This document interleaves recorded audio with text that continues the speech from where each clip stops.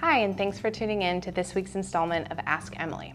The first question is from Sarah, who asked, any advice on modern business attire for an interview that allows me to look professional yet retain my own style?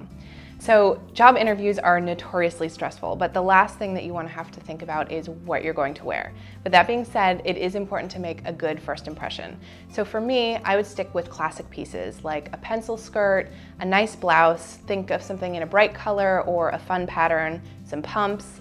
You want to have good accessories, so a nice bag, some good jewelry. That can be where you add some fun statement-y pieces like a great necklace. And then just make sure that your hair looks polished, pulled back or down. This is not the time for a messy top knot. And make sure that your makeup really lets your beauty shine through. And then just go and nail the interview. Nicole wants to know, what are your top 3 favorite movies of all time? So this one's a tough one, but if I really had to narrow it down, I would probably say Good Will Hunting, Legends of the Fall, and Love Actually.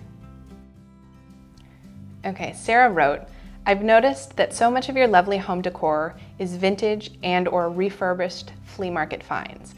I always feel so overwhelmed at flea markets and have such a hard time spotting pieces that have the potential to be something great. What are your tips for finding flea market treasures? Well, flea markets can definitely be overwhelming, but that's also part of the fun. And really, the more often you go, the more experience you get with finding great things, learning how to bargain. So go often and you'll only get better.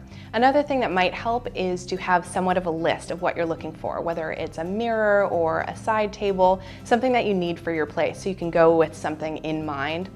But also just remember, at the end of the day, it's all about your gut. So if your first reaction to something is really strong, most likely you should take it home with you.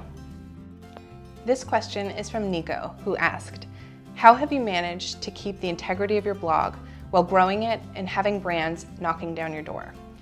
Well, when I left my day job, I looked at Cupcakes and Cashmere not just as a blog, but as a long-term business.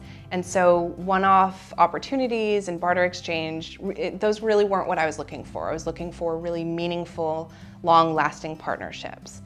Secondly, I only showcase things on Cupcakes and Cashmere that I truly love, which means I've only worked with a handful of brands in the 5+ years that I've been blogging. And I think this really has helped maintain the authenticity and the level of trust that I have with my readers. And lastly, I've learned the importance of saying no.